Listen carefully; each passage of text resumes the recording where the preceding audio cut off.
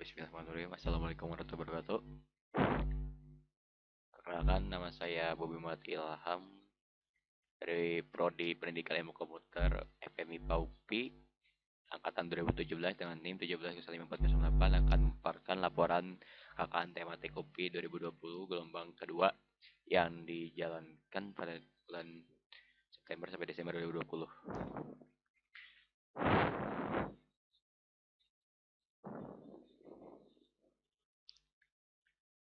Oke, ini kegiatannya ditempatkan di SMK Negeri 1 Cimahi gitu. Memilih di tempat itu karena dekat gitu dari rumah. Kalau ada apa-apa ke sana saya sekitar hanya 15 sampai setengah jam saja untuk memakai motor untuk sampai ke sana gitu. Terus waktunya dari bulan September sampai Desember 2020 dengan total jam pelaksanaan 126 jam.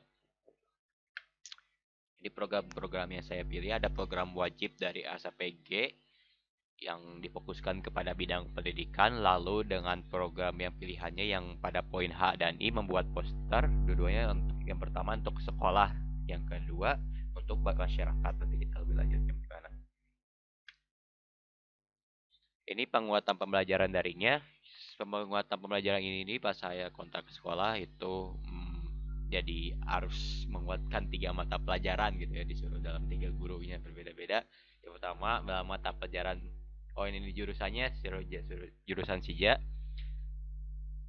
Uh, Kalau SIJA tuh dulunya TKJ kalau kata orang-orang, tapi dari saya dengar nama berbeda gitu, sendiri dari TKJ.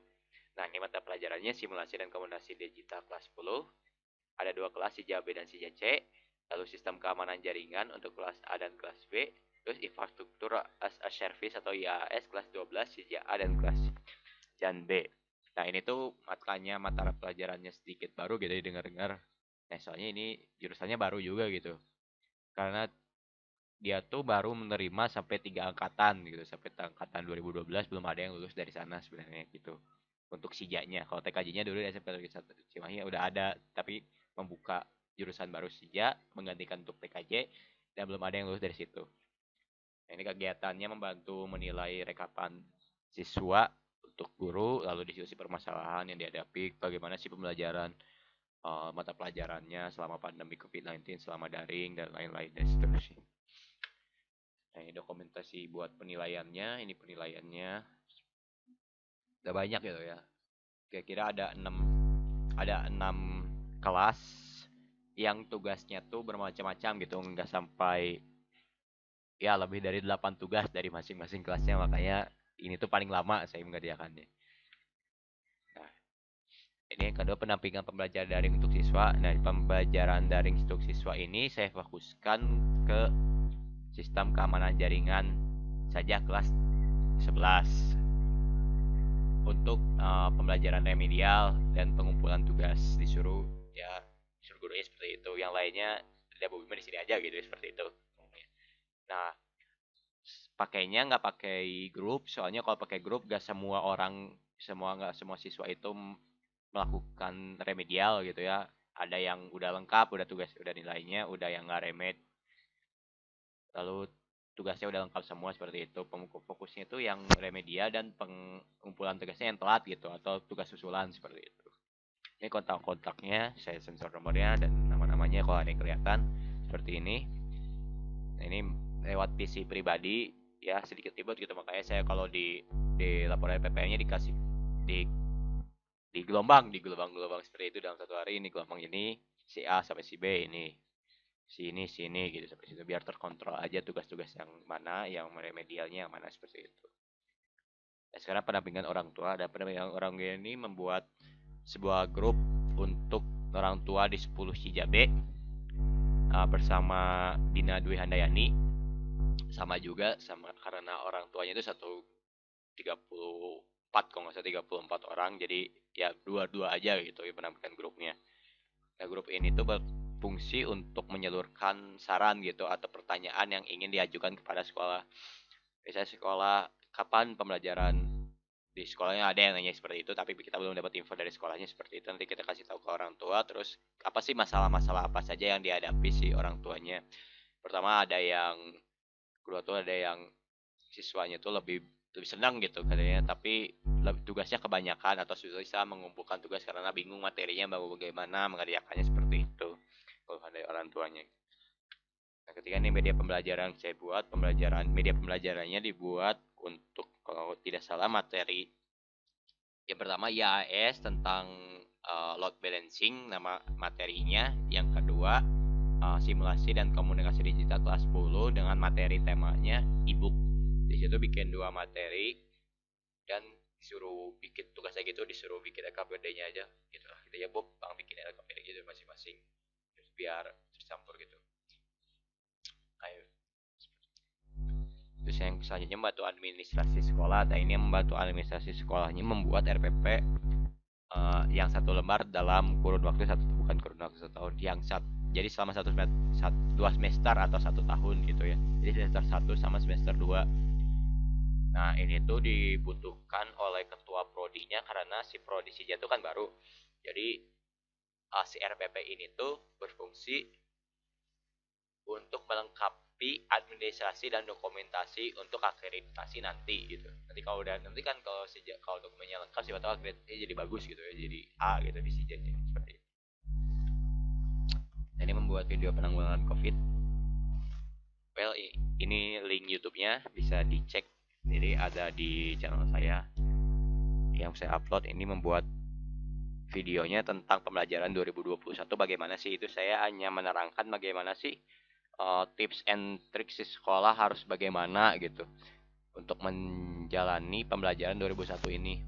Apakah sekolah harus wajib gitu membuka pembelajaran dari pembelajaran secara luring di sekolah pada pembelajaran 2001 atau enggak gitu. Kalau mau dilaksanakan harus apa ngapain aja gitu. Ini mah hanya tips saja gitu, bukan patokan aturan dari pemerintah. Saya hanya memberikan tips saja gitu yang saya baca-baca dari referensi dari WHO, terus dari berita dari Kemenduk, Kementerian Kebudayaan dan Pendidikan seperti itu.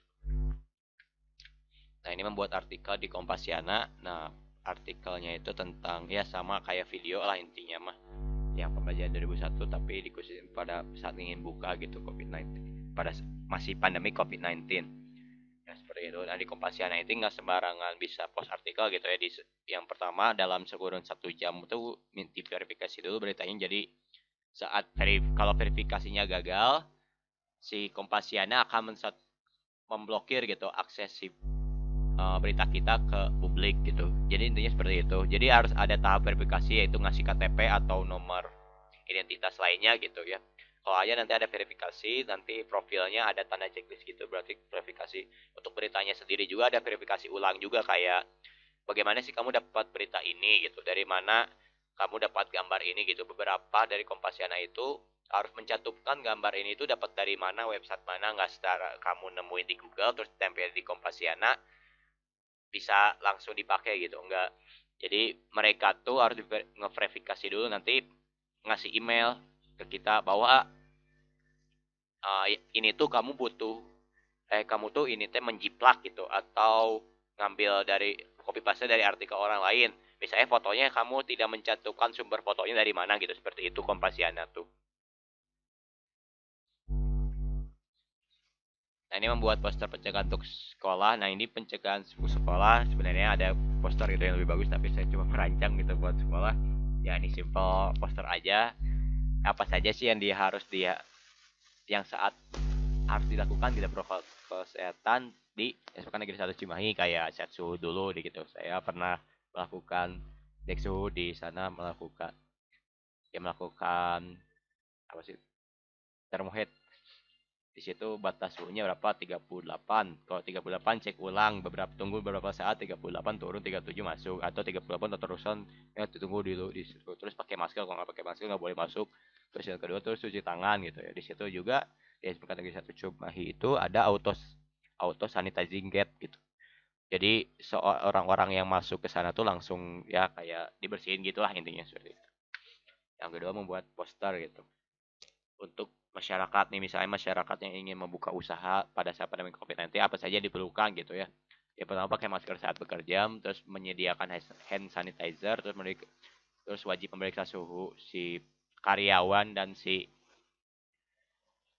uh, pengunjung, lalu melakukan social distancing saat misalnya mengantri, duduk dan lain-lain gitu. Terus membatasi kapasitas ruangan gitu yang seharusnya itu bisanya 100% 60 orang yang diperbolehkan oleh pemerintah misalnya 40% gitu ya. Ya misalnya 100 orang itu maksimal berarti sekitar 40 orang saja di dalam batas ruangannya gitu. Dan tidak boleh berdekat-dekatan seperti itu. Oke, terima kasih. Selama KKN ini saya dapat banyak ilmu gitu yang bermanfaat. Semoga yang saya lakukan itu bermanfaat untuk orang lain. Oke, terima kasih.